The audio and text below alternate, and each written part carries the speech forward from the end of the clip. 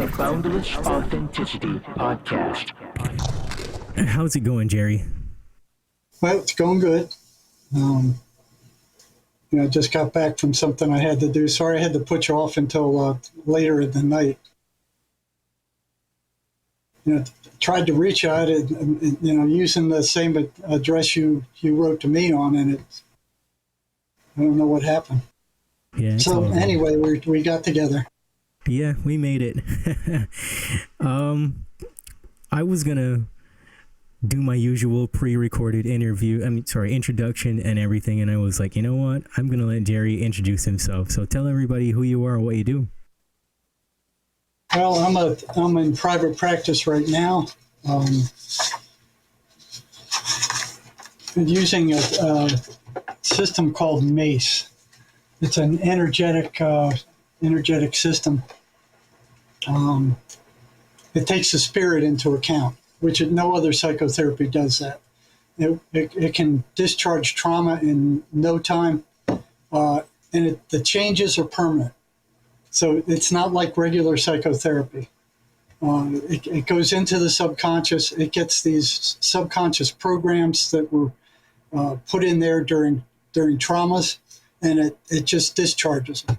And it was invented by not a psychiatrist, not a psychologist. No, he had nothing to do with psychology, other than I guess he got a master's in counseling.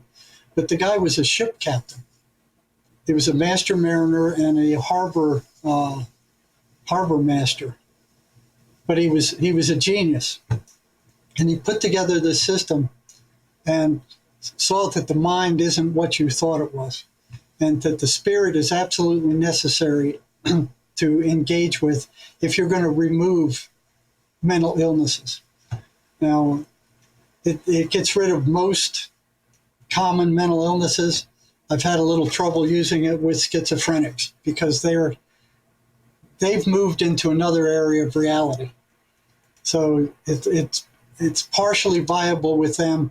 It gets rid of the trauma that these voices feed off of. But it's an amazing new therapy. There's more about it on my website at jerrymarzinsky.com. There's also a lot of information there about the voices and what they actually are. But my work history is I started off working in the biggest psychiatric hospital on the planet. The time I got there were 10,000 patients. It sprawled over like 2,000 acres. It was the size of a small city. And they had every mental illness known to man in there.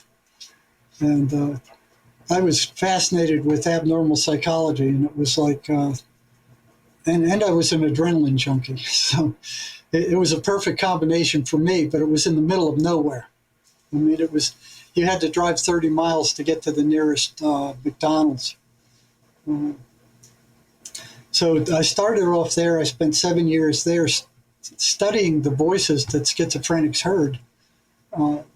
Because nobody was paying any attention to what they were saying. Everybody had been brainwashed into believing that the voices were merely hallucinations.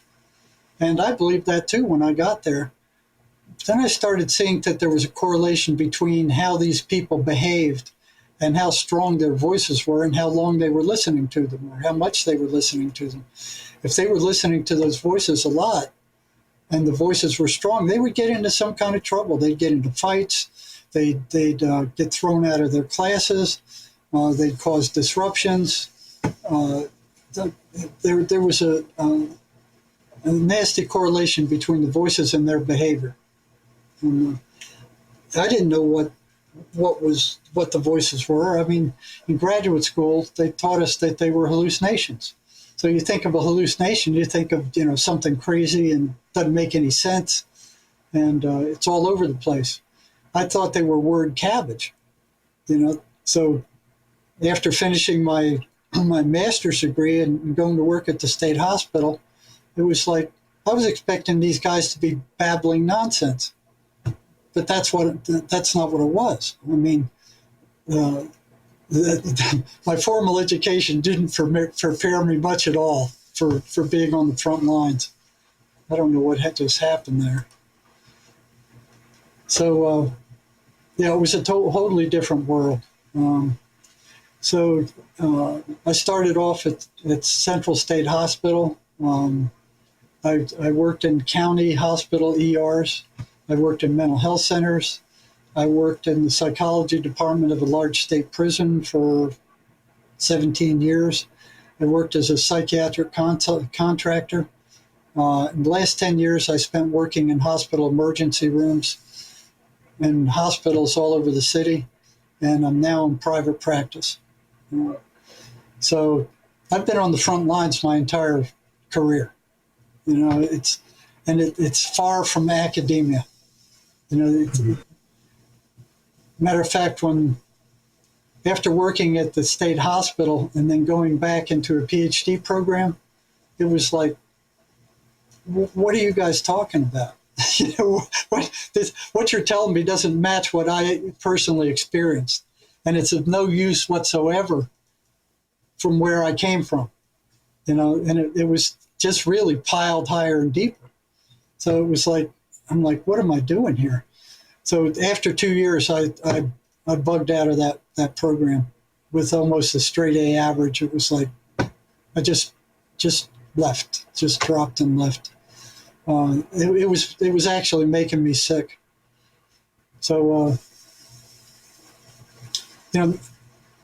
like I was telling you, I went into psychology to try to figure out what was happening with me. I mean, who I was. I had a pretty mixed up, fairly violent childhood, and it's like, what's going on? How do I straighten this out? What do I do about this?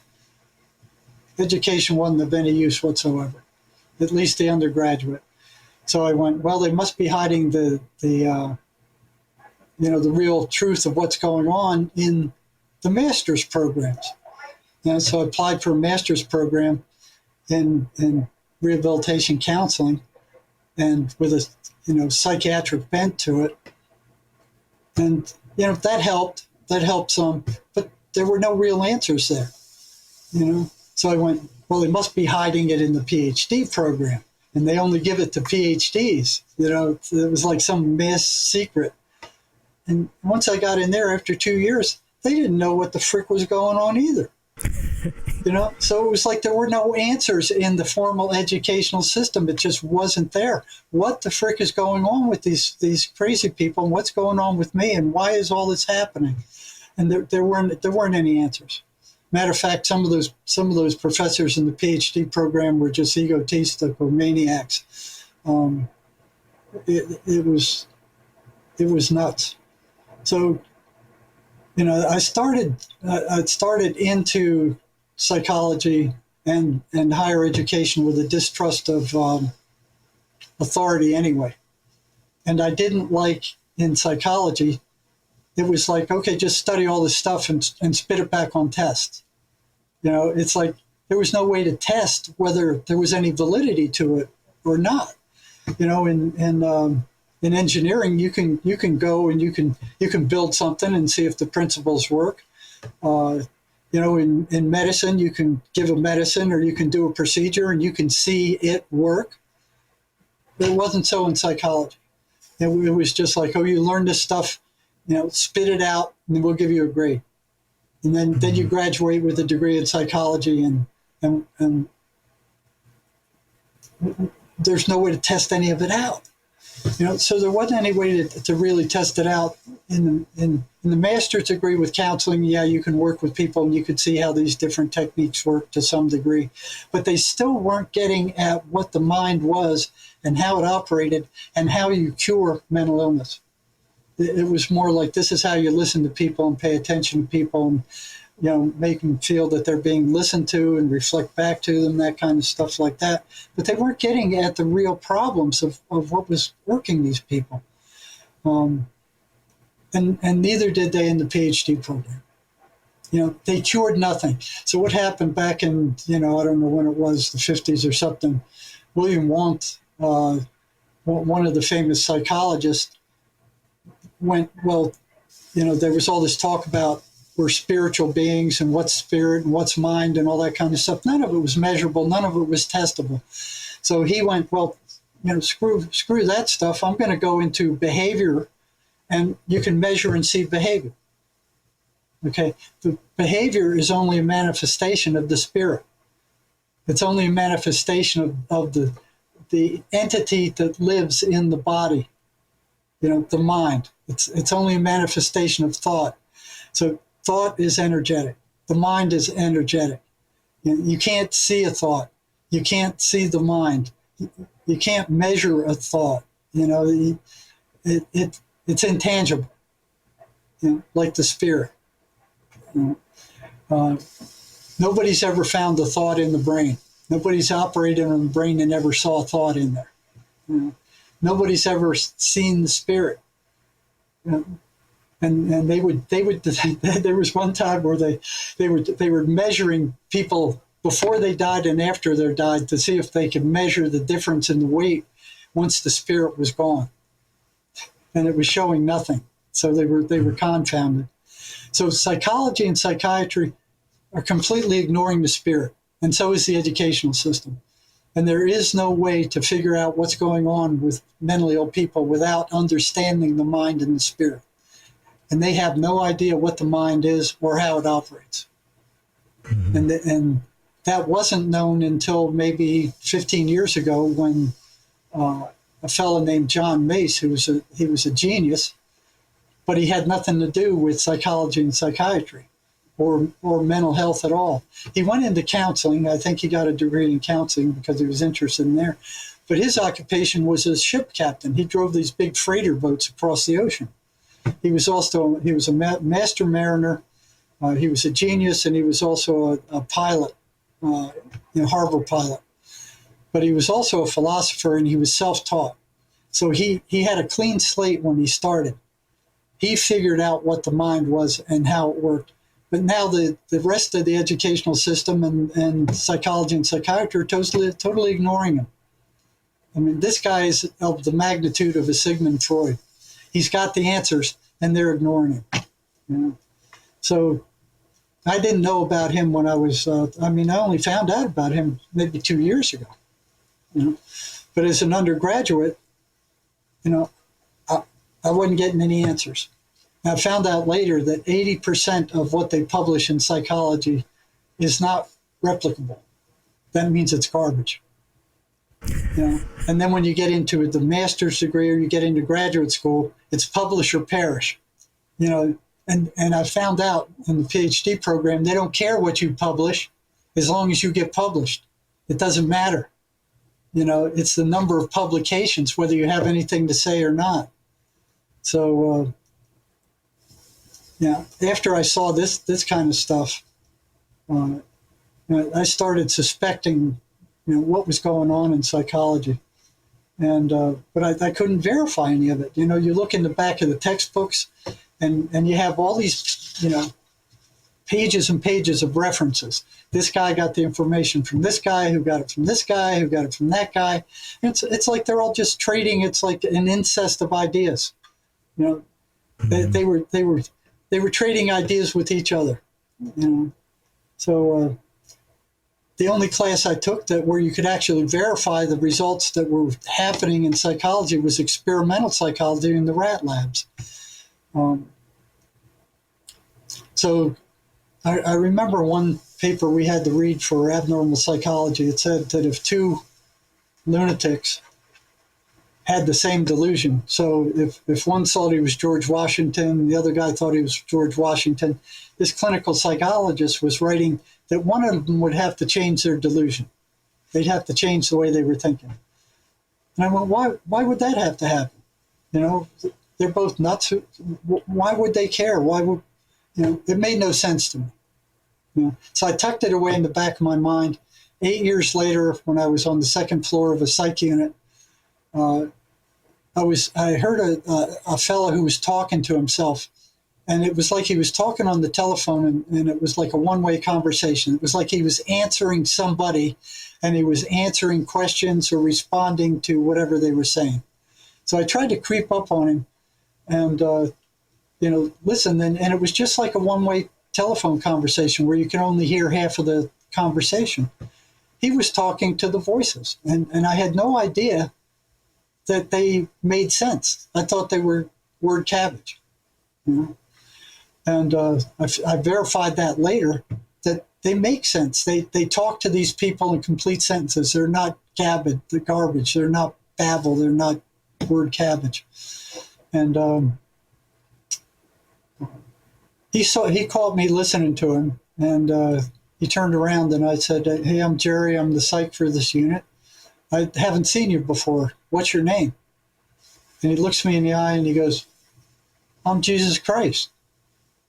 And I look at him and I went, "Okay, here's my chance." I said, no, you're not Jesus Christ. I'm Jesus Christ." And I sat there and I'm like, okay, what's he going to do? You know, is it the clinical psychologist that told us that bullcrap in undergraduate? Is it true? Here it goes. I'm going to see for myself. And he thinks about it. He looks up and he turns around and he goes, "Okay, we can both be Jesus Christ." And he walks away. Just, you know, and I'm like, okay, what else did they lie to me about? You know, what else? You know, because there's no way I could disprove anything they were saying. Right. So, you know, college didn't prepare me for what it didn't prepare me for the front lines. It didn't prepare me to work at one of the biggest psychiatric hospitals on the planet. It didn't teach me what, you know, it taught you descriptions of what these mental illnesses were. You know, so here's in the DSM, the Dictionary of Statistical Mental, what are this? This Directory of Statistics of Mental Illnesses, DSM. They had Diagnostic Statistical Manual, right? They had these massive descriptions of what these mental illnesses were. You know, and all these subcategories of them, which made it look like they knew what they were talking about. Like they knew what these mental illnesses were and what to do about them. Yeah. You know? So they were categories. And it looked impressive because they put all these numbers on them and all that kind of stuff. But they had nothing to do. There was nothing about what to do about them or how to cure them. Right. I didn't know at the time. They had no idea what to do as far as how to cure them. Right. You know? So, you know, this DSM, it was like their Bible. And I'll tell you about that later. You know, here was all these impressive numbers and here they're being pushed in the universities. Here, you need to study this. This is what these are the mental illnesses. This is what they are. That's not what they are. I mean, the experience of them is very different from what they're writing. And, you know, these papers that they write on these things, you know, the big pharma controls the universities. They were taken over back in 1910 before I was even born. And I didn't even know about it. So here I entered this educational system that had been taken over by the Rothschilds and the Carnegie Foundation in 1910.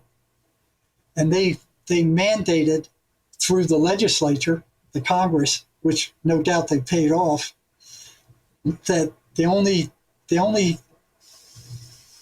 thing that can be taught in medical schools was pharmacological medicine. Okay, so that was with the Flexner report. Now, this didn't benefit the people. This benefited big pharma and psychiatry. It wasn't for the betterment of the people.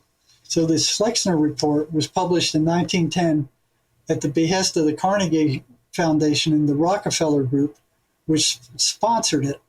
And it shut down virtually every medical school teaching subjects outside of mainstream pharmacology. So all these electrical therapies that were coming out at the time, naturopathy, all these different therapies that were emerging at the time, it completely shut those down and made them illegal to teach in the universities. So only a few medical schools survived, like Johns Hopkins and McGill and a handful of others. So if you didn't teach pharmacology, they would not allow you to license doctors or psychiatrists. You know, So here they were, they took control of the medical system. Any doctor who practiced anything but pharmacology was threatened with the loss of their license. And that included naturopathy, the electrical, Tesla's violet ray, electrical treatments, all that stuff. They just knocked it out.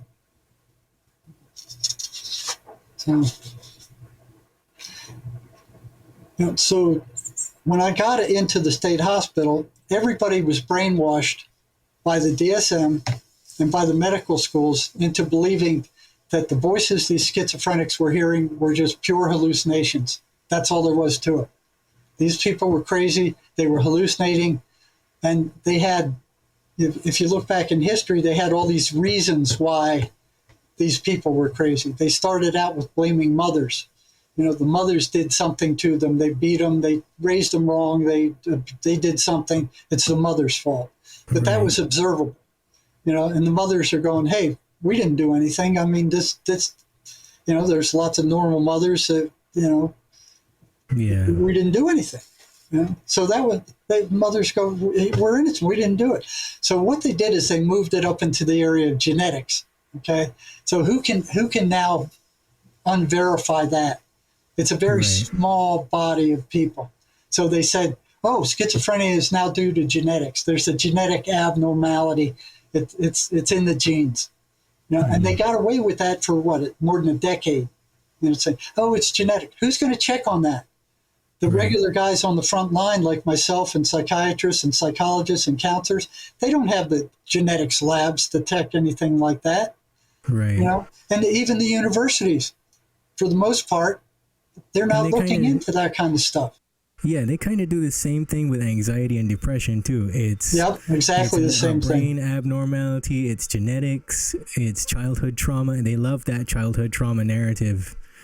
Well, there's something to that, but this second one with the genetics, there were some honest geneticists that looked into it and said we can't find anything. Yeah. So that blew them out of the water. And they still pushed it. They had to look like they knew what caused these mental illnesses, and they have no idea. None. Yeah. Now trauma is a big part of it, but they're just coming to that conclusion. So when the genetic thing failed, they needed something else that couldn't be verified by the average guy, or the average clinician. So Eli Lilly came out with it in like the 1970s when they produced Prozac. They said, oh, well, these antidepressants have some kind of chemical effect on the body and they appear to be doing something. So it must be a chemical imbalance. Mm-hmm. So they started pushing this chemical imbalance theory. Yeah. And it's like, oh, yeah, all these mental illnesses are due to a chemical imbalance in the brain. But, on the front lines, I was watching what the psychiatrists were doing. I was working next to them all the time. I was always working with them. I never saw them give any kind of test to test what the baseline of these chemicals were in the brain. So how do they know what's out of balance? There's 23 neurotransmitters in the brain.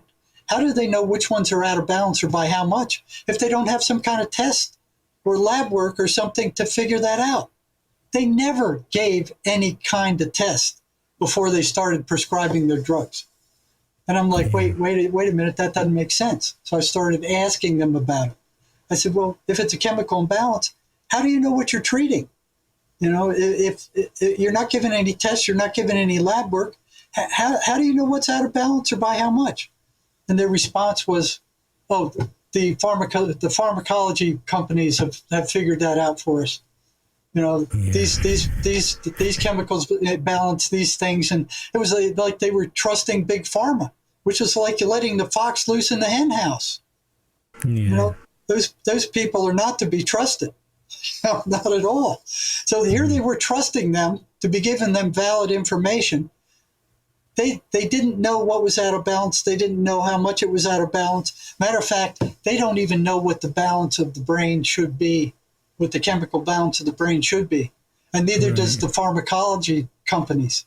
They don't know. It was completely made up. This whole thing was a sham. And it came up when other, biochemists came up and said, we don't see any chemical imbalance in the brains between schizophrenics and non-schizophrenics.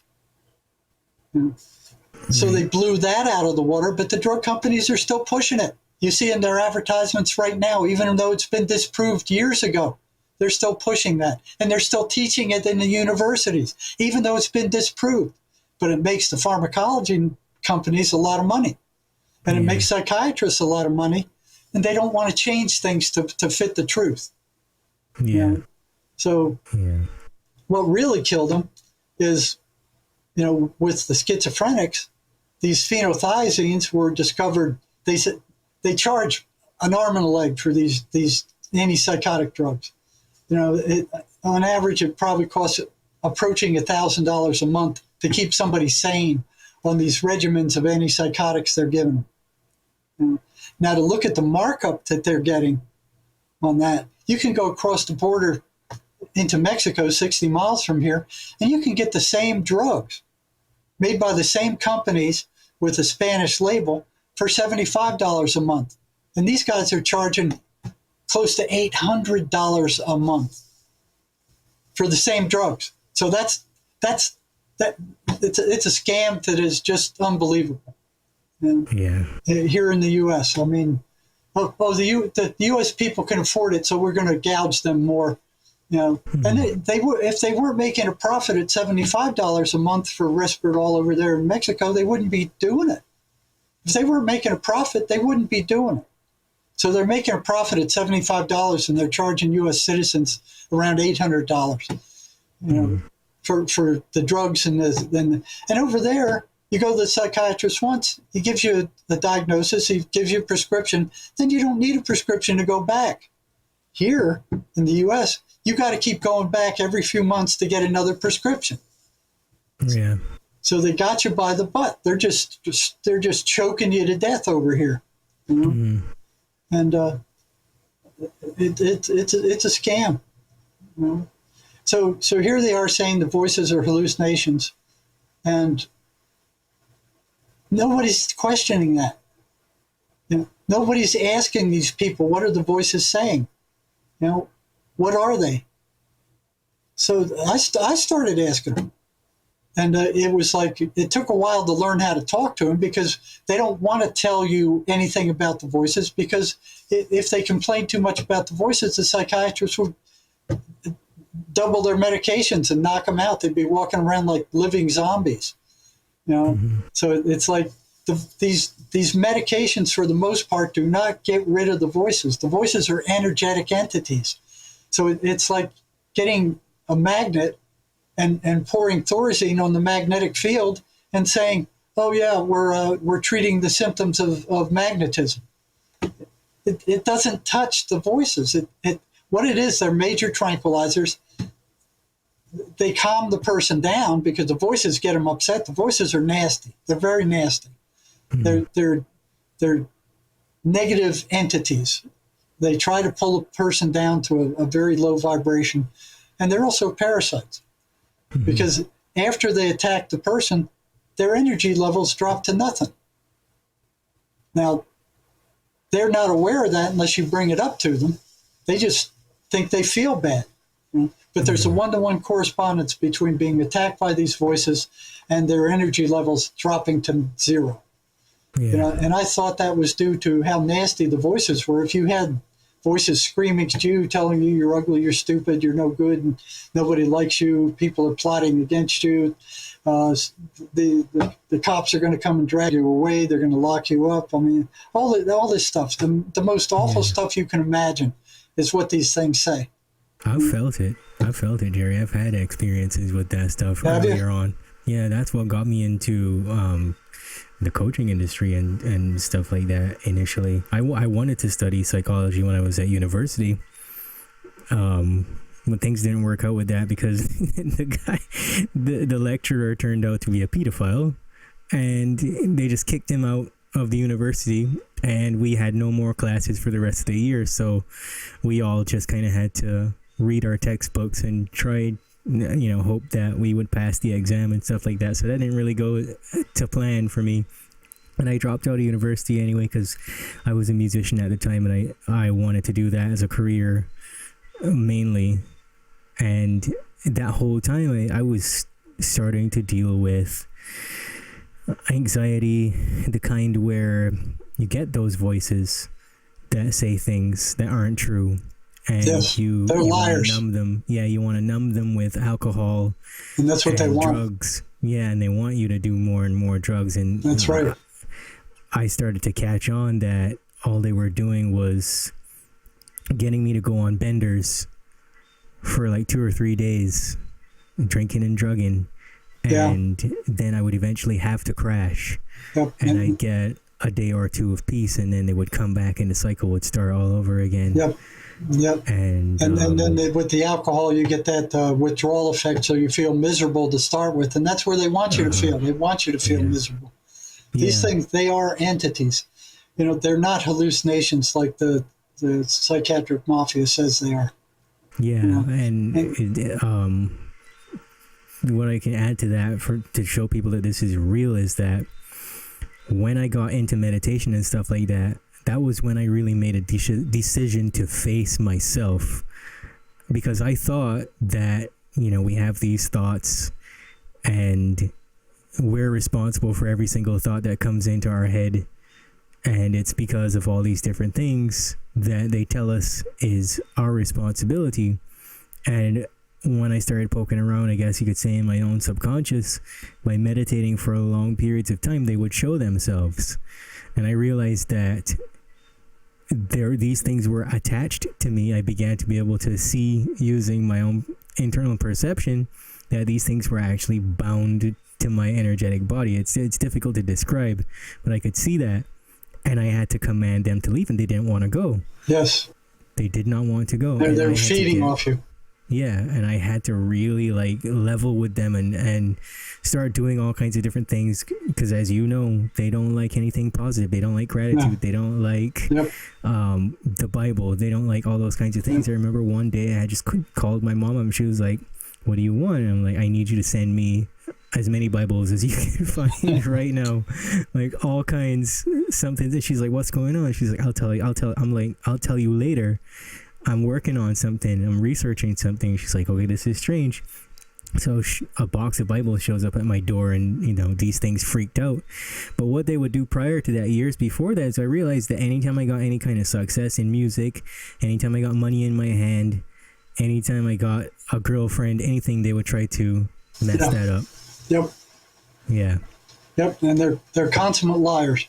You know, so, you know, we're taught from the time we're kids that any thought that comes into your mind belongs to you. That's far from true. Mm-hmm. These things insert thoughts into your mind, your thought stream, and they sound just like your own. Mm-hmm. You know, but they're negative. You know, they're downers. So any negative thought that comes into your mind about yourself or anybody else comes from them.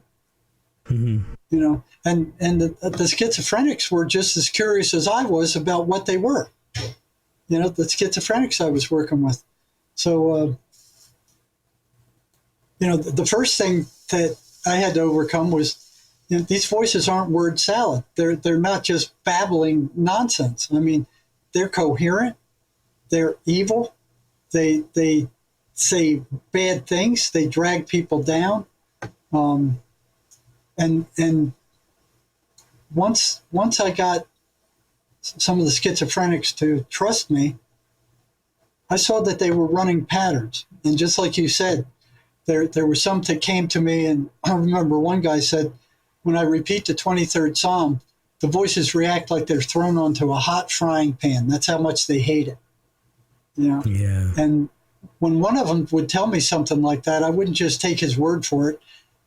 The state hospital was full of schizophrenics. And so I would ask all the rest of them on my caseload, hey, if you say the 23rd Psalm, what happens? You know, and it verified it. They hated the 23rd Psalm. Why would a hallucination hate the 23rd Psalm? Why would the hallucination hate preachers? Why would they hate Bibles? Why would they hate them? Hallucination hate these people going to church. Yeah. You know, a hallucination wouldn't. You know, but yet this whole hospital with hundreds of staff were all brainwashed by the educational system into believing that these voices were hallucinations based on nothing other than them saying so. Yeah. So psychiatry and big pharma gets up and they just declare the voices are hallucinations because we said so. Well, do you have any, you have any, they look like hallucinations because they don't make sense, but you haven't studied them either. If you studied them, they'd make sense. You haven't done a single research or anything on them. You didn't research them at all. You just declared they were hallucinations, and now you're teaching that to the public. Yep. It's bullcrap. It's total bullcrap. And they're doing it right now. They're doing it today. Mm-hmm. These things aren't hallucinations. They're very dangerous, and they're energetic entities. Mm-hmm. So mental illness is an energetic illness. We're spiritual. We're spiritual entities. We're affected by spiritual forces. These bodies are just like cars that you drive around, but you take the spirit out of the body for any length of time and the body dies and rots. You're not your body. Right. And these guys, psychology and psychiatry, refuse to look at anything spiritual. So they're not going to get to the answers because you have to have a spiritual bent to see it. Emanuel Swedenborg, some 300 years ago, he had access to heaven and hell, and he would come back and he'd write about it.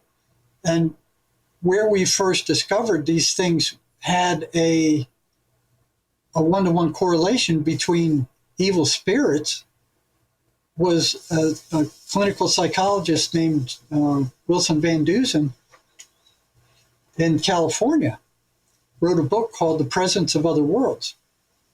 And he wrote about what Swedenborg was saying about these evil spirits. And he worked in a state hospital also.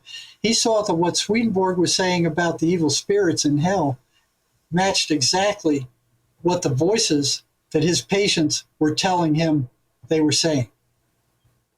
So there was a one-to-one correspondence. So I started reading Swedenborg also and saw the same thing. They matched up exactly.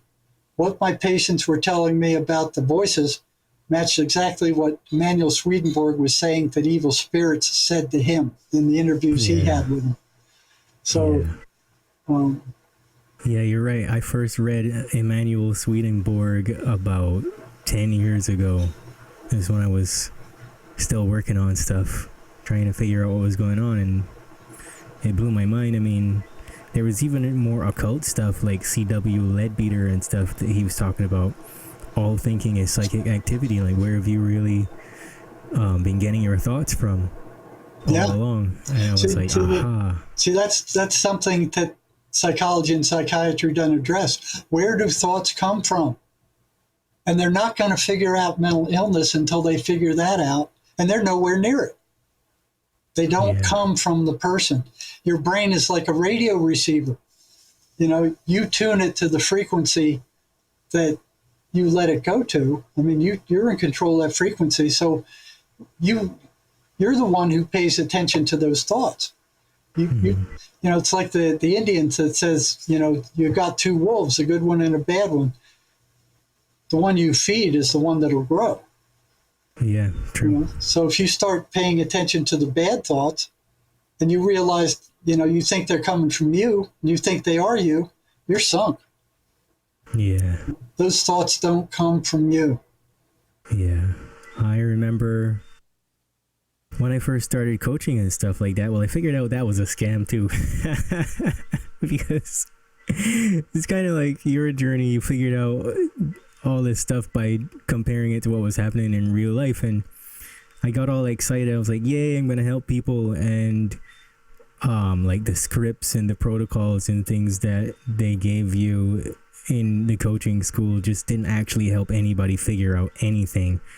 It didn't even really help them define a vision, And so I started to question that, and I started diving back into psychology and stuff like that, and I decided to go take classes and things, and that was the same deal. Like, it was just information on repeat this is what we know. This is what you're supposed to say. It's childhood trauma. It's brain problems. It's all this stuff. And that didn't do anything to help me figure out how to help the people based on what they were saying. Yeah, and so that started to upset me. Yeah, how do you get the trauma out?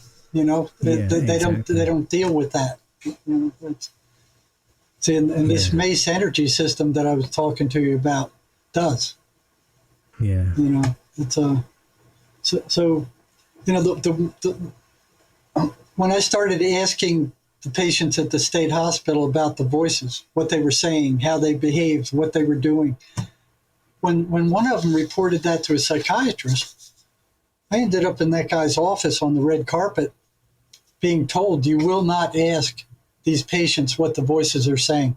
The voices are hallucinations, and when you're asking questions about them, you're reinforcing the hallucinations and you're making them worse. I don't want to hear you asking, you know, patients about their voices ever again. That happened twice. So they don't want to even know. They think they know. They don't know. They don't know crap. Yeah. So I had to be very careful about asking the patients about their voices. Where I really could get away with it was, you know, several years later, when I got the job in the psychology department of the state prison. And the state prison is full of psychotics. It's full of schizophrenics. You know, they can't survive on the streets. They've closed down all the state hospitals in the U.S. And then they started defunding the mental health centers. So, I mean, where's these people going to go? They can't hold jobs. So they're out there homeless. They're walking on the streets. They're committing crimes because they can't function. You know, so they get thrown into prison. They get more and more violent, and they get thrown in prison. So I had an unending population there too. And what I did is formed a group and made a deal with them. I said, if you tell me what the voices are telling you in real time, I'll do everything I can to help you out. You know. So I always had a group of prisoners who were willing to tell me what the voices were saying.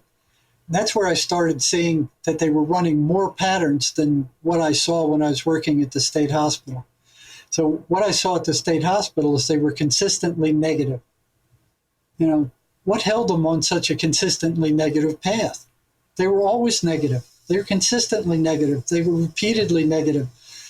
They didn't ever diverge and go random and sometimes positive, sometimes negative, sometimes mediocre. No, they were always negative. What held them on that path? And why were they always negative? What force held them on a consistently negative path where they didn't just go random? Something did that. I didn't know what it was, but something was holding them on that path. And the second one, like we talked about, where they hated the Bible, they hated preachers, they hated the 23rd Psalm, they hated anything to do with Christianity or any religion whatsoever. Yeah.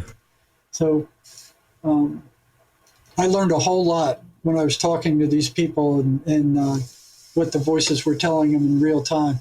So the voices would butt in on our conversations.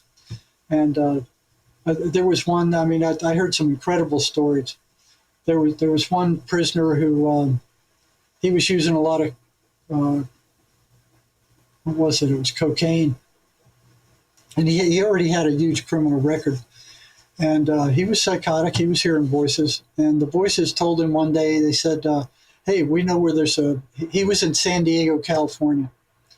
And the voices said, hey, we know where there's a huge sesame pot field in Oregon. You know, take all your money. You know, and the guy had like $250 or something like that. And bring 2 burlap sacks and we'll show you where it is.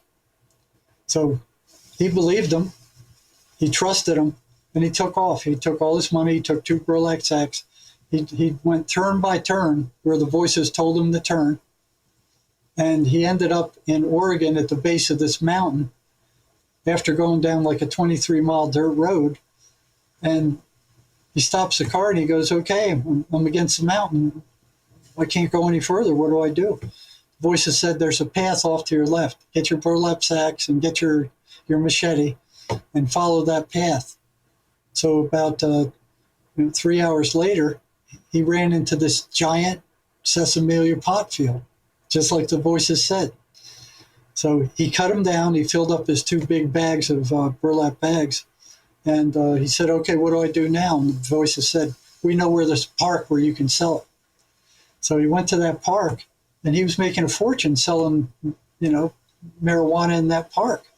So he bought himself all the prostitutes he could handle. He bought himself all the liquor he could drink. He bought himself all the cocaine he could get his hands on. And now this sounded a little fishy to me when he told me. He said the voices were fishermen. They wanted to go fishing.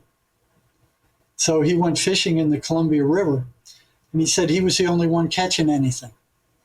He said the voices told him where to throw the hook, how long to leave it there, when to move. And he was the only one, he said, he was the only one catching fish on the Columbia River that day. So there was that. There was one prisoner who told me that they told him which houses to rob. They told him if the occupants of the house were up.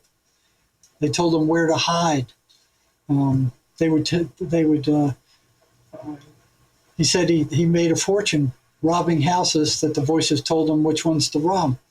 And I said, well, if the voices are so cool, what are you doing here in prison? Why are you here? He said, I got greedy and I robbed the house they told me not to rob because I knew there was a lot of loot in there. And that's where they caught me. So it was thing after thing. I mean, the meth addicts would say, when I ran out of meth, the voices would tell me where to go and when to be there to get more meth. These weren't hallucinations.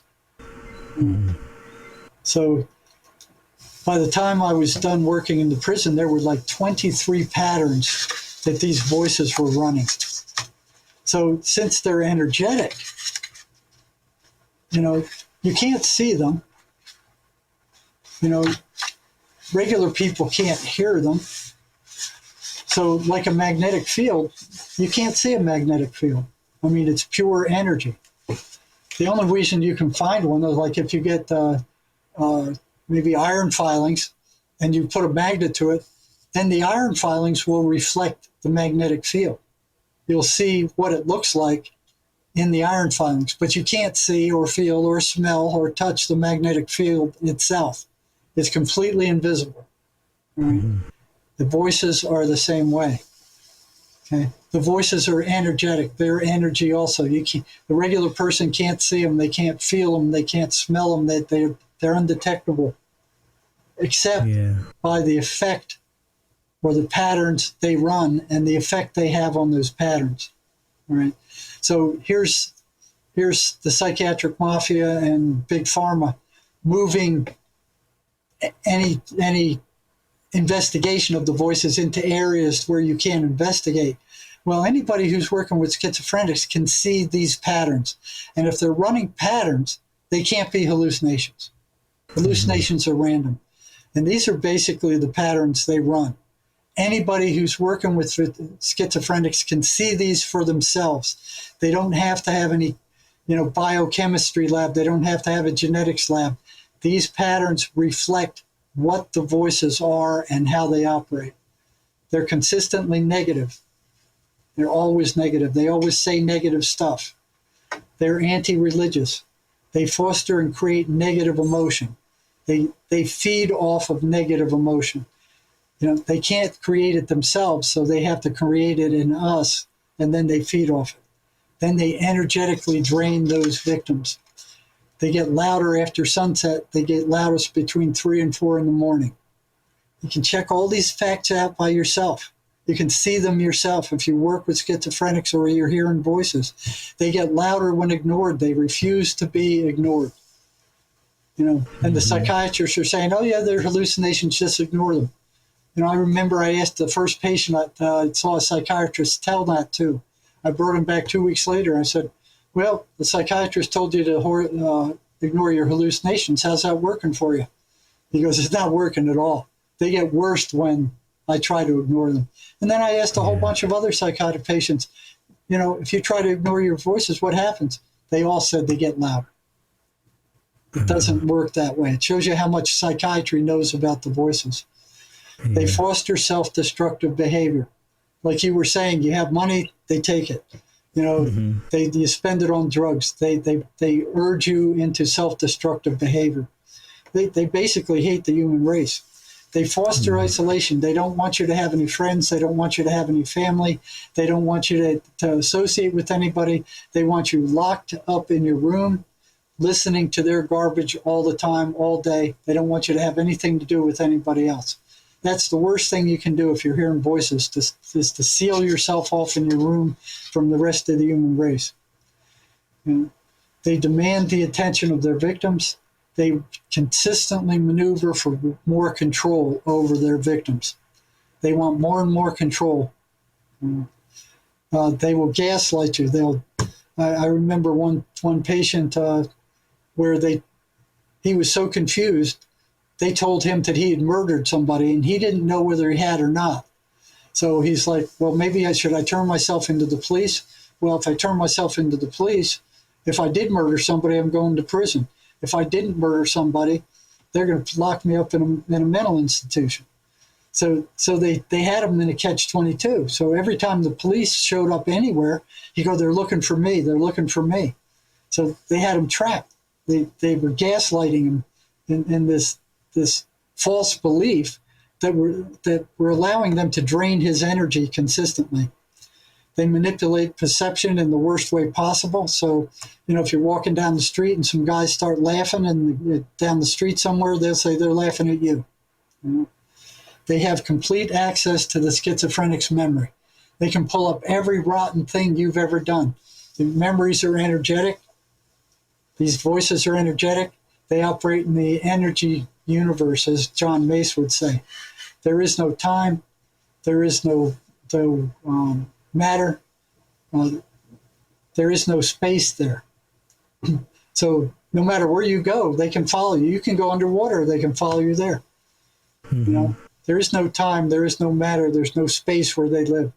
So they can go into your mind, which is energetic. I mean, all your memories are energetic, and they can pull up every rotten thing you've ever done, and they can rub it in your face until they turn your emotional state negative, and then they will start sucking on that energy.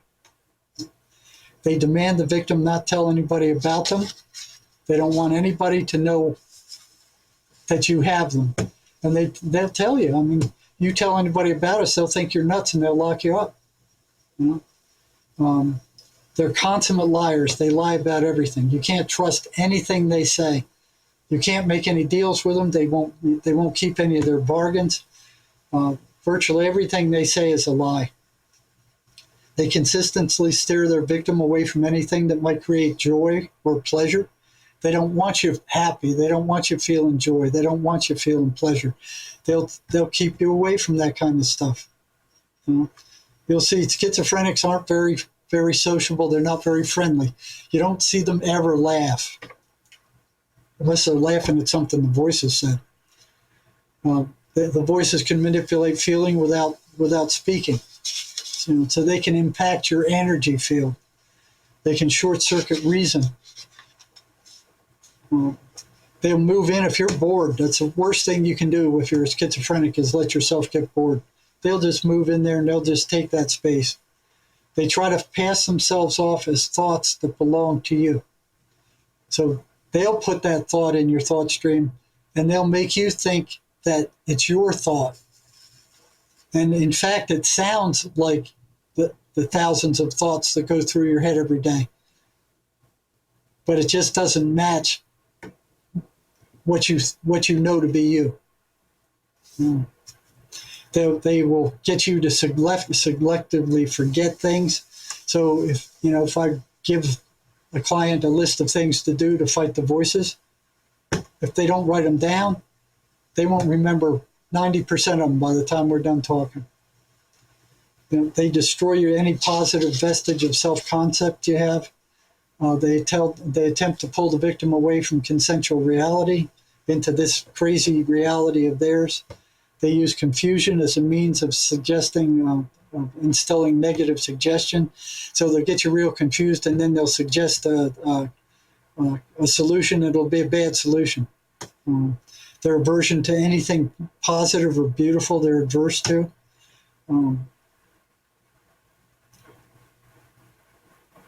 Any attempt to inform the schizophrenic that they're energetic parasites will trigger them.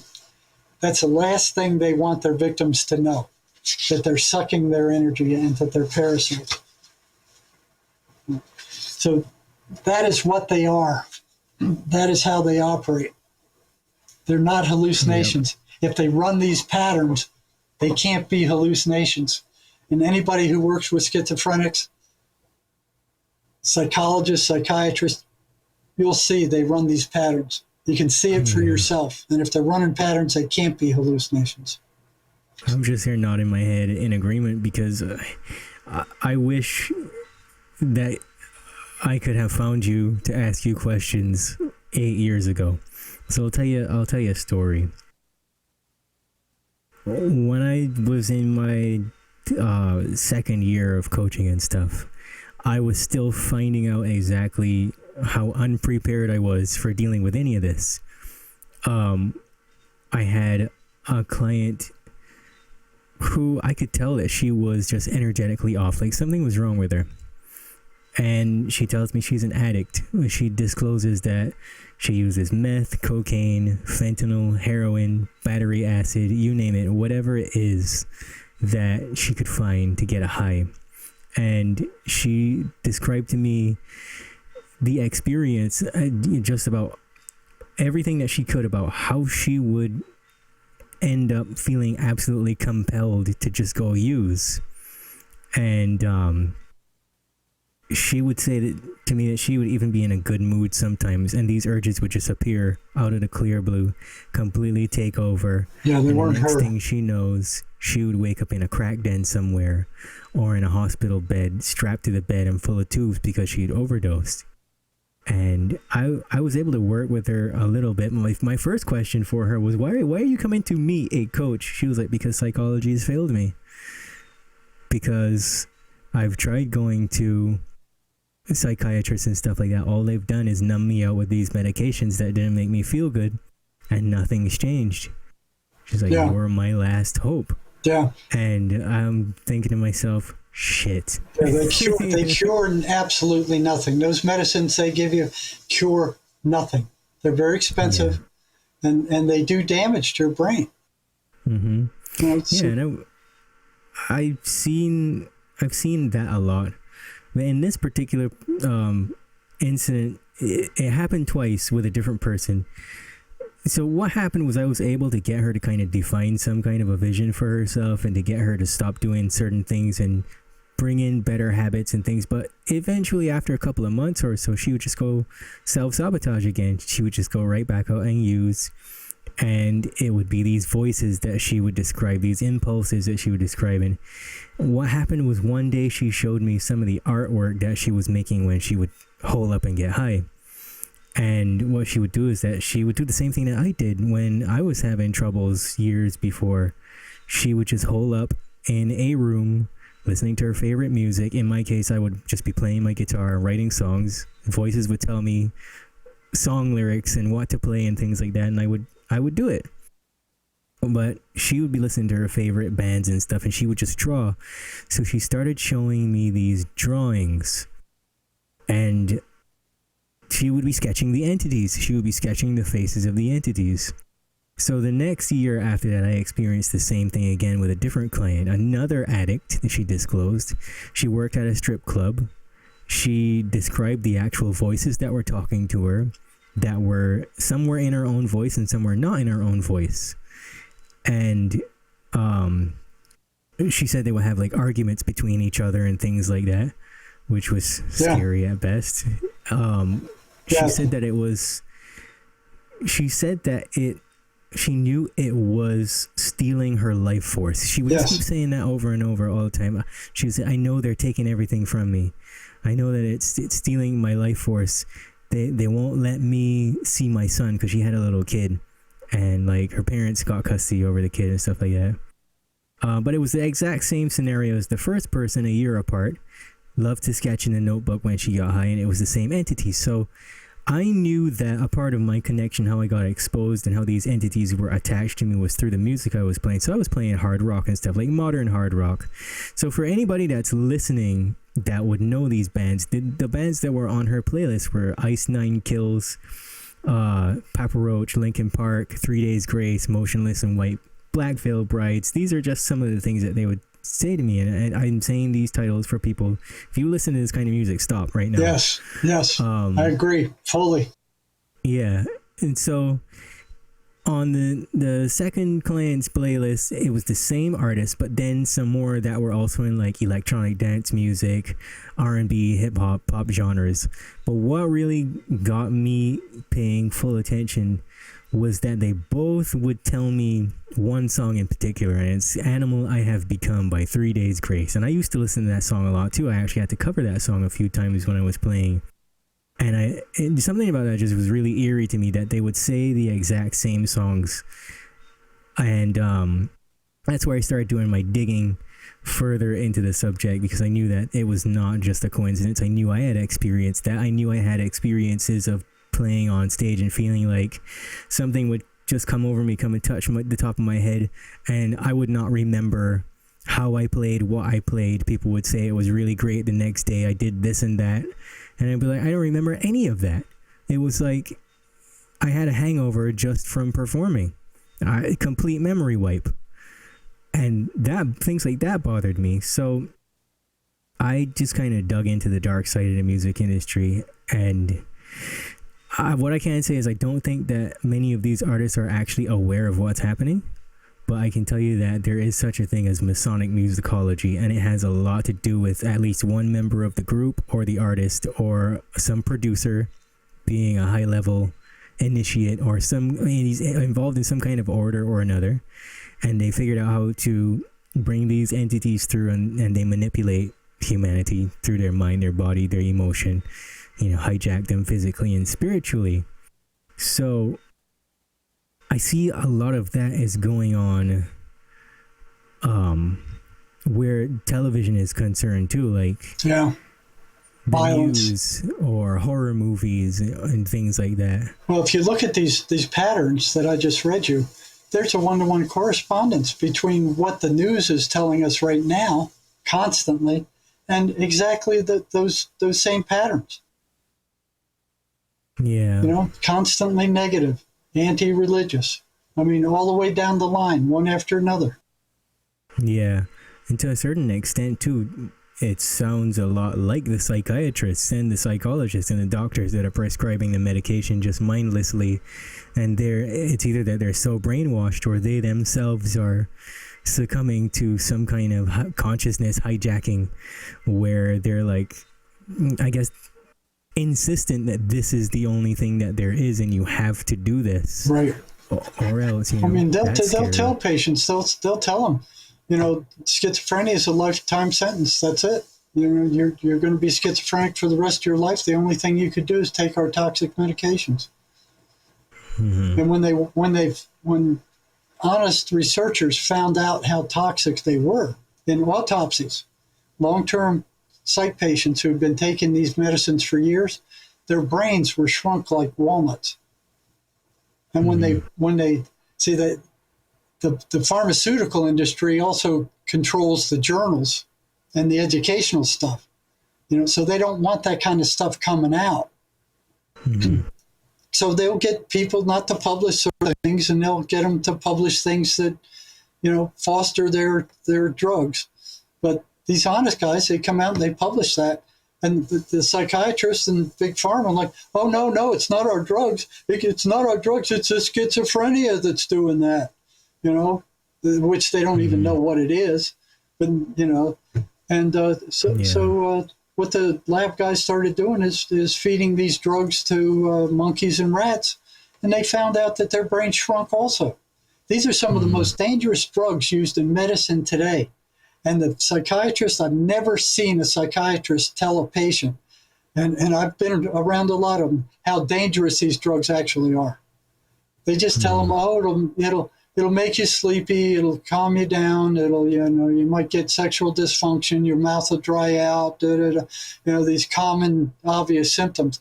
But they don't tell them how dangerous these drugs are, that it rots out your brain, that it rots out your peripheral nervous system, that it'll cause akinesia, that it'll cause nerve dysfunction, it'll cause permanent neurological damage with long-term use. They don't even mention that. I've never seen them mention that to a patient, ever. Yeah, man, it's pretty dark. And they seem to, even outside of schizophrenia, they seem to get people to want to own their dysfunction, where they get them to identify with whatever is supposedly ailing them. So they'll say, my anxiety. You're a my schizophrenic, depression. you're a neurotic, you're a psychotic. So they label the person by this dysfunction, and it's devastating. And they're like the head guys that treat it. So these patterns. When I was in the prison, I started like, okay, what would happen if I started messing around with these patterns and started trying to disrupt them? Okay. Well, the voices didn't like that very much. So I was trying all these different ways to disrupt them. And then one after another, these prisoners that I had in the groups that were reporting to me, they'd come in, they go, the voices are really getting pissed at you. They don't like what you're doing. And I'm like, well, tough beans. Tell them to go stick their head in the toilet. And so there was a bunch of them. It wasn't just one. They'd come in at different times. They didn't even know each other for the most part, because I was meeting with them individually. And then one day one of them comes in and he's leaving my office. He turns around and he goes, "You know what you're doing is dangerous, don't you?" And I just looked at him. I'm like, I never thought about that. I'm like, well, they're stuck in your head. They're not in my head. They're stuck in you. I'm thinking to myself, but he just turns around and walks off. And I'm like, what was that all about? And a warning. Yeah, it was a warning. It was like a fair warning. But I ignored it. I'm like, well, like I said, they're stuck in your head. They can't get me. And so then that same guy a few weeks later knocks on my door in the prison psychology department, and he goes, "The voices want to talk to you." And I'm like, they want to talk to me personally? That hadn't ever happened before. It was always, the conversation would go from the voices to the patient. The patient would tell me what the voices said, and then I'd respond through the patient to the voices. And so there was the patient was always the intermediary. Now they wanted to talk to me personally. And I'm like, okay, come on in. What do they have to say? So he sat down, and these words came out of his mouth. I'll never forget them. It said, "You have no right to interfere with our way of life." And, boom. And my denial system was already on the rocks. I didn't want to believe that these things were entities. I was going, oh, something's wrong with their subconscious mind or something like that. I mean, there must be some other explanation. They can't be entities.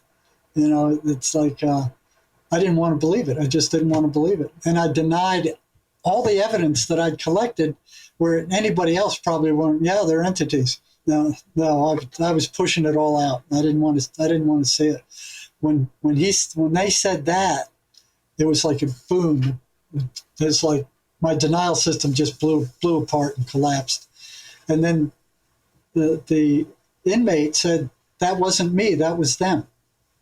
I didn't say that. That came from them. And I said, you sure you're not shitting me? You go, no, honest to God, I'm not. And it would have been dangerous to kind of mess with, the psychologists in the prison. They have a lot more power than the inmates do. So it would have been foolish for them to kind of play with me that way. And, I said, well, tell them this. And he said, I don't have to tell them anything. They can hear you. Mm-hmm. And he said they can also see you. And that was like news to me too. It's like,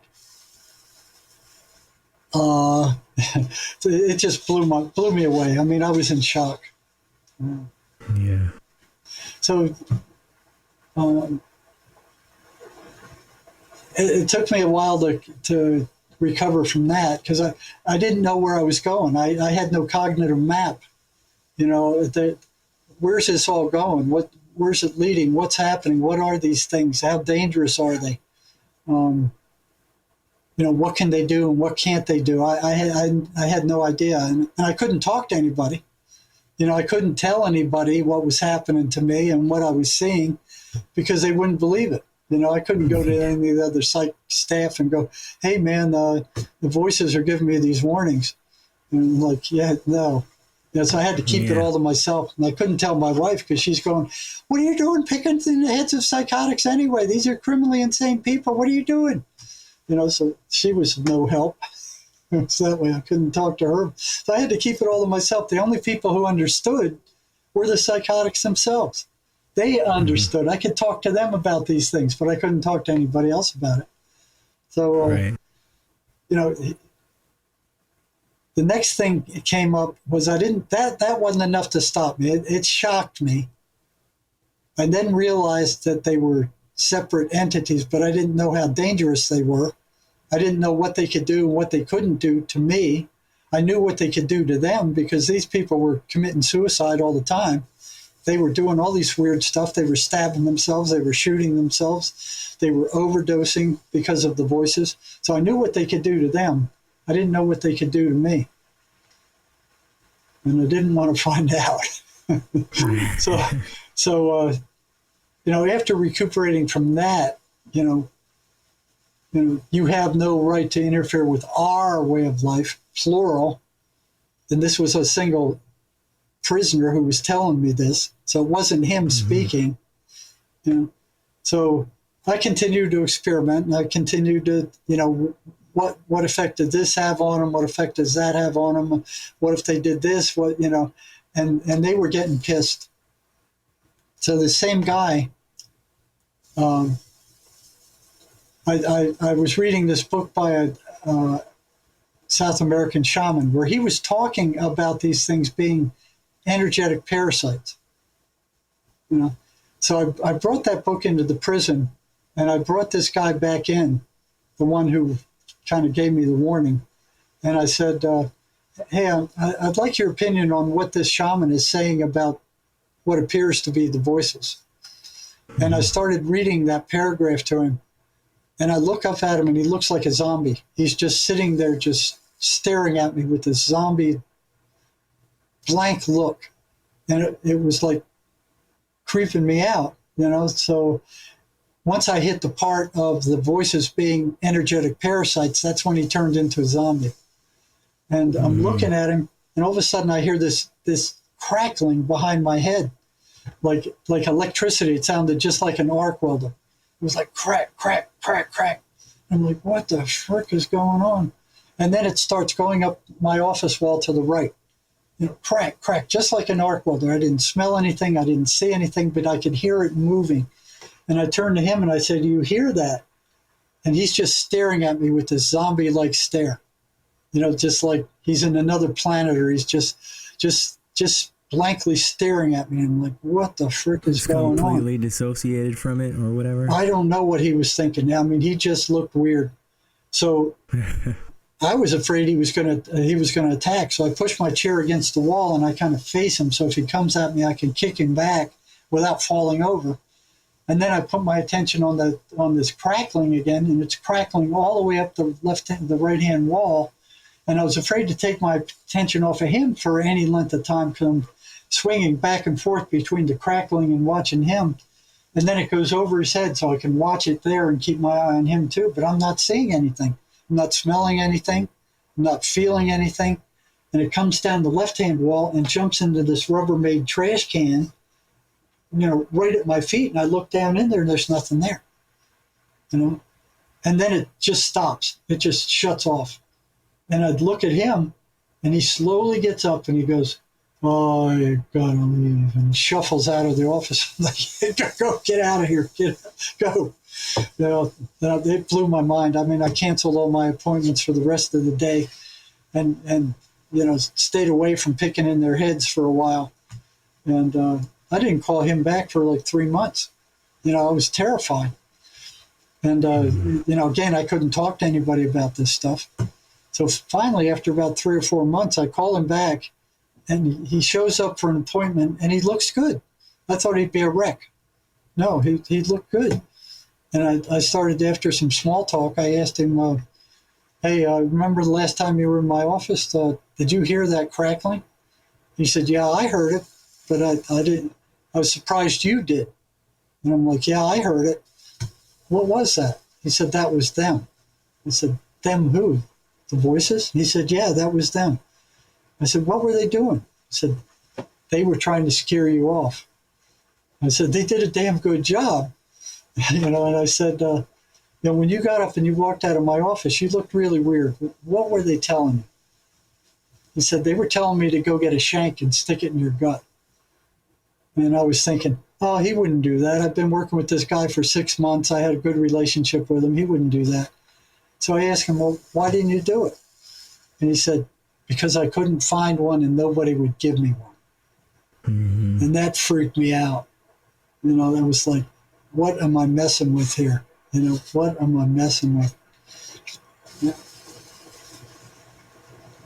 Yeah. that is a phenomenal. So they are not, they are not friggin' hallucinations. No, and it goes to show you that some of them can really gather some energy on this plane to do things like that. Yeah. To be stuck to someone and to manifest. And to affect physical reality. I didn't think they could do that. Yeah. But I found out later they could. I mean, some of these guys were showing up in my office with scratches across their back that they said they didn't inflict, and no human being inflicted either. It happened in the middle of the night. Stuff like that. Being raped, stuff like that. So the voices are energy. They're energetic. They can't be gotten rid of with physical drugs. Those drugs only treat symptoms. They don't treat the cause. They don't treat the what's actually happening.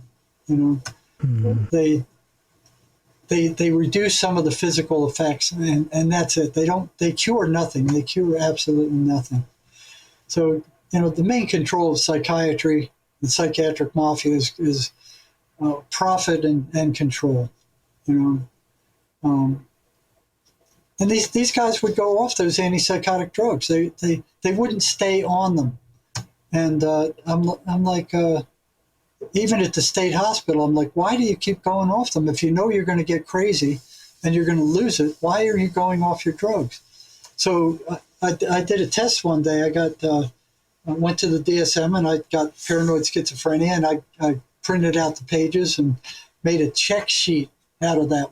All the symptoms of paranoid schizophrenia, the hallucinations, the paranoia, the voices, all the rotten stuff that happens to these poor suckers. And then I would bring them into the office, the ones who stopped taking their meds. And I'd say, why did you stop taking your meds? I asked them for years before that, why'd you stop? And they go, well, because of the side effects of the drugs. And they are awful. They are toxic. These drugs are toxic. They have awful side effects. So I would have the patient write down all the side effects they experienced with a particular drug they were taking, because they all didn't have the same side effects, and they all didn't have the same number of them. So that had to be individualized. So they wrote down all the side effects that they experienced, and then I would give them this check sheet with all the bad symptoms from paranoid schizophrenia. I'd have them check the ones they felt, the paranoia, the voices, the not sleeping, all those symptoms.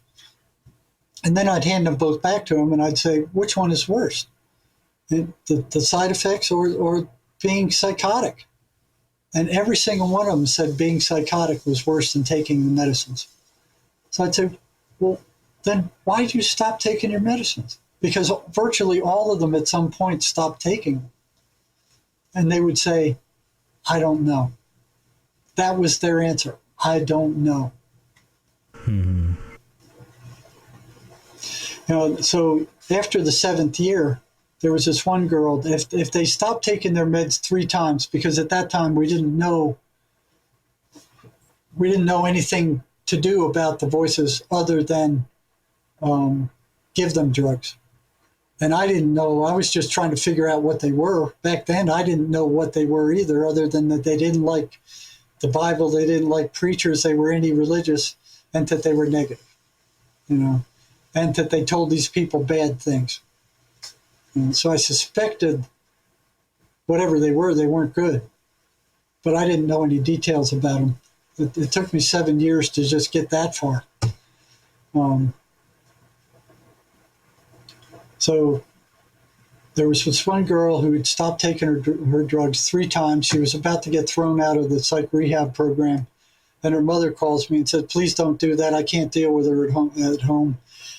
She gets crazy. She needs treatment. She said, I'll come up there and I'll talk to her. We'll figure out why she's not taking her drugs. So, one Friday afternoon, she comes up. I bring the patient in. The mother's in there. And the mother's asking her, why did you stop taking your drugs? Why? And I'm asking her the same thing. You know what happens when you stop taking your drugs. Why did you stop taking them? She goes, you won't believe me. I said, try me. I've heard a lot of weird things since I've been here. Sure, give me a shot. And she goes, the voices told me that the psychiatrist was poisoning me. And they pointed to the side effects and said, these are the side effects, you're being poisoned. And it was true. Mm-hmm. I mean, those antipsychotic drugs were toxic. They were being poisoned slowly by these things. They were causing them, problems that were, rotting out their brains slowly, but they were slowly being poisoned. And she said that I stopped taking them because I was being poisoned. Now, one thing I saw when I first got to the state hospital was that these patients, especially the psychotics, were attacking psychiatrists at a rate far higher than any of their staff, including psychologists, psych nurses, counselors.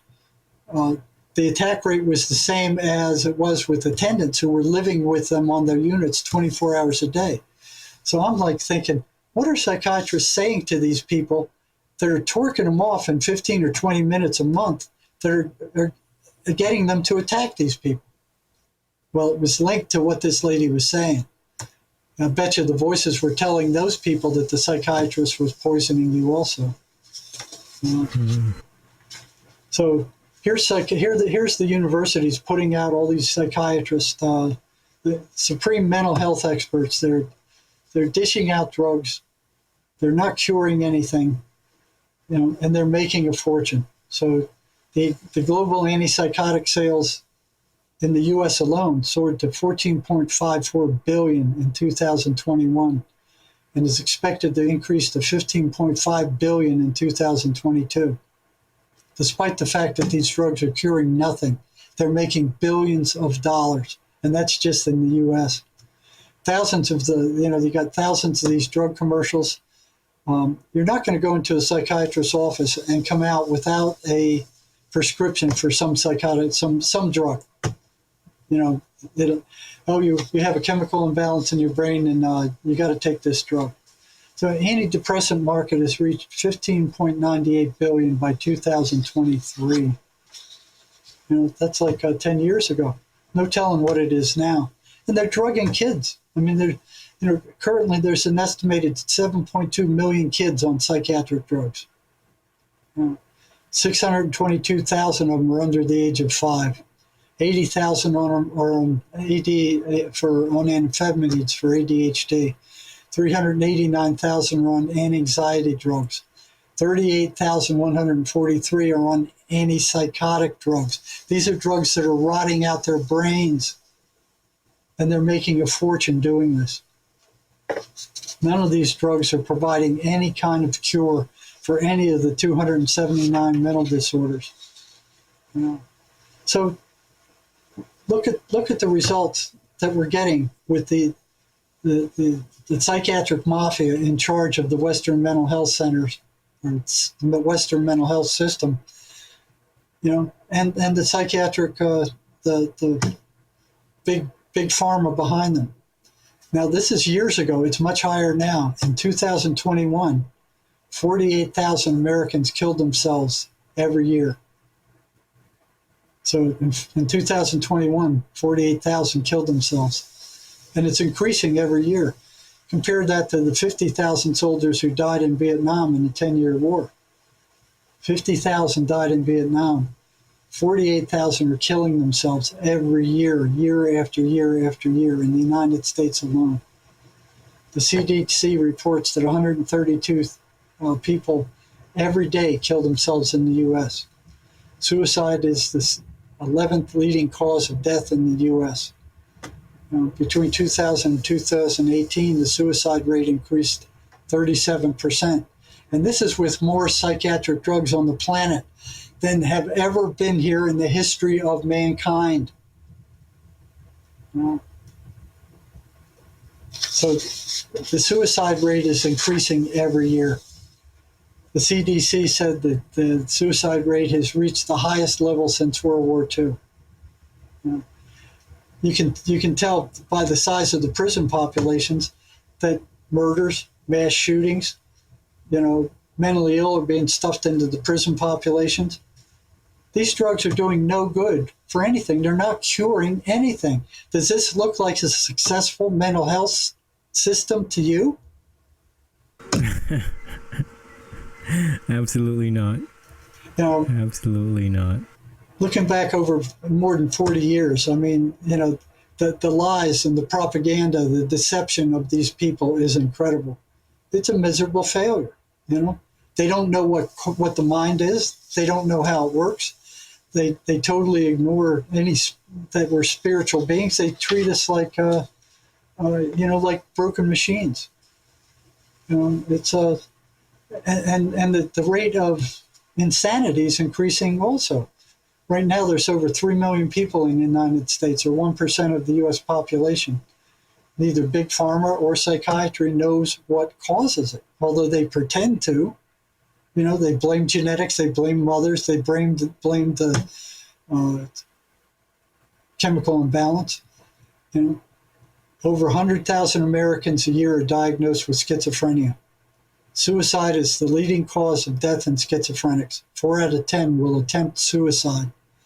National Institute of Mental Health estimates that 4.9% of schizophrenics will die by suicide. Despite the fact that none of these drugs are curing anything, the psychiatric mafia and their big pharmas are making a fortune selling these drugs. Billions of dollars a year. Nobody's getting better.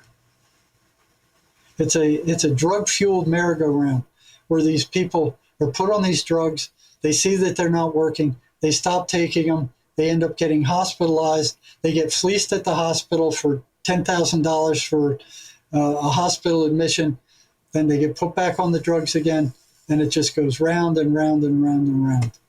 It's a spiritually devoid system, and it's a spiritually devoid education system that cures nothing. So you look at the high priest of mental health, so our educational system is pushing out thousands of them every year, and they're deemed mental health experts. They don't cure anything. You might say that if you looked at the schizophrenic population and you saw that their suicide rate was 5 to 10 times over that of the general population, you would, say with some conviction that they're an unstable population, would you not? So the National Institute of Mental Health estimated that 4.9% of the people with schizophrenia will die by suicide. Their suicide rate is 5 to 10 times higher than the general population. I wouldn't say they were stable. No. Now let's take a look at the high priest of mental health, psychiatry, the people who run our mental health system. According to the Journal of the American Medical Association, the suicide rate for psychiatrists is 65 out of 100,000 per 100,000, or 5.9 times that of the general population. Their suicide rate is as high as schizophrenics. Oh my gosh. And these are the people who run our mental health system.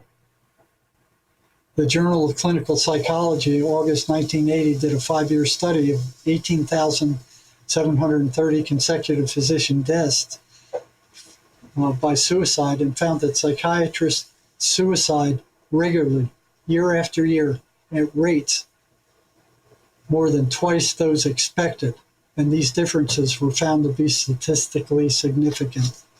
These are the people who are running our mental health center, our mental health system.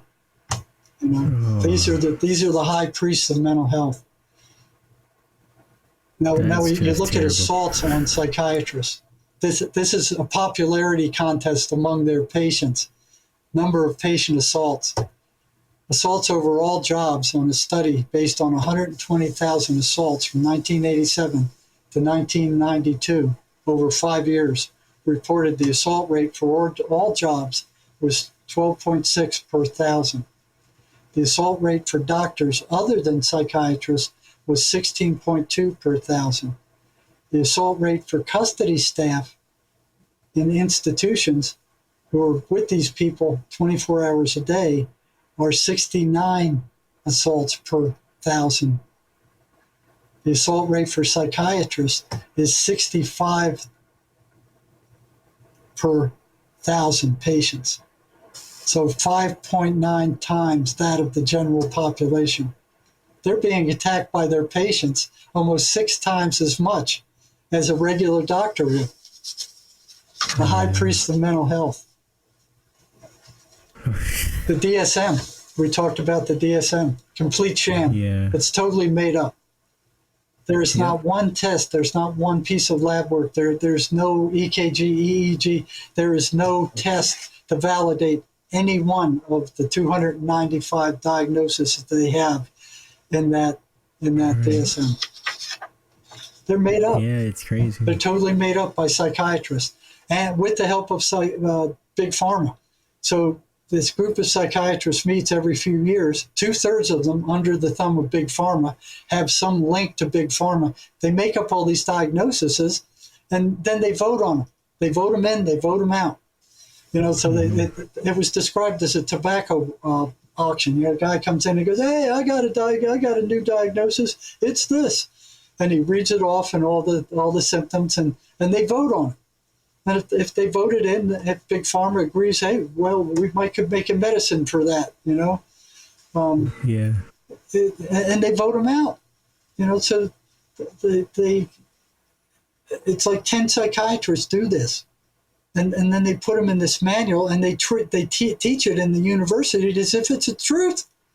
It's segments of human behavior that they pathologize. They've had diagnoses in there like Southern Bell syndrome. They've had mathematics disorder, I think, is in there right now. Caffeine intoxication disorder. Sibling relational disorder. You know, fights, kids fighting among each other. It's a disorder. Yep. You know, sexual orientation disorder. Those are homosexuals. You know, they got Florence disorder. These are people that are overwhelmed by beauty in Florence and faint and get dizzy. And they treat it with antidepressants. Florence syndrome disorder it's in the DSM. Look at this crap. Paris syndrome, you know, mostly experienced by Japanese visiting France. The symptoms include depression, anxiety, feelings of persecution, and you know what would normally be labeled, you know, culture shock. They made a disorder out of it. You know, right? They'll soon have disorders in there for people like us who can't keep their mouths shut. Yeah, no, I'm sure they will. You know, in 1952, they only had 106 psychiatric disorders, and they make up more every year. Yeah.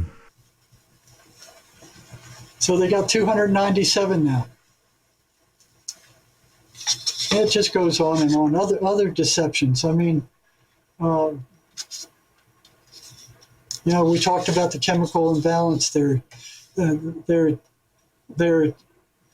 claims that antipsychotic drugs are safe. My butt, they're safe. You know, and they don't tell them. You know, they don't tell patients of the danger. You know? Yeah. So that's your Jerry, that's your Western mental health system here. yeah, that's what we're up against. I mean, it's good that we have people like you that are coming out. You know, before, I guess they had like what, Thomas Zaz and all Thomas Zaz. He's a psychiatrist. He came clean. There's a book out called Toxic Psychiatry where another psychiatrist comes out and says, "Yeah, this is exactly what they're doing." Yeah, I forget the guy's name too. I think his last name is Davies. He wrote a book called Cracked or something. Psychiatry industry is just over medicating you. Oh yeah. It's all driven by big pharma. You know, the psychiatric mafia are drug pushers for big pharma. Yeah. Well, we need more people that are speaking out, telling the truth about this in the numbers, because that's gonna be the only way at this point that we can get people to be treated with some kind of respect and some kind of dignity, rather than just saying, "Oh, you're broken, here's a pill." Yeah, and you know, there are new energetic therapies emerging. Like I was telling you, the Mace energy method that was come up by John Mace. I mean, it gets in there and it cures these mental illnesses. It doesn't do such a great job with psychotics who are hearing strong voices, but it does go in there and it will actually get rid of very severe traumas, and it'll do it in a very short time. You know, I've been using the Mace energy system for 2 years now, and it's miraculous what it does. These people come out of there feeling like new people. You know, it actually works. It's a therapy that actually works. Of course, they're totally ignoring it. You know, they're pushing their drugs. You know, so there's more information on schizophrenia and the voices on my website at jerrymarzinsky.com. You know, I do have a private practice. You can sign up on the website. I got a little bit of a waiting list at this time, like a month or so more. But there is a cure for a lot of these mental illnesses, and it happens fast. You know, John Mace found that the mind is not what the educational system and psychiatrists and psychologists think it is. You know, he says that the mind only takes pictures of where you focus your attention, and that's all it does. Mm-hmm. The spirit does all the rationalizing, it does the reasoning, it does the thinking, it does everything else. And he found a way where the spirit, which is positive, you know, your spirit is positive, it's pure energy. It's like a magnetic field. All this garbage that you picked up in life thwarts that. You know, it's like computer viruses, only these are like mental viruses. Only they consist of traumas, shocks, you know, stuff you've gone through in life. And that gets programmed in as like a computer virus. This system will go out and it will take it out, because positive attracts negative. Okay, so your spirit is positive.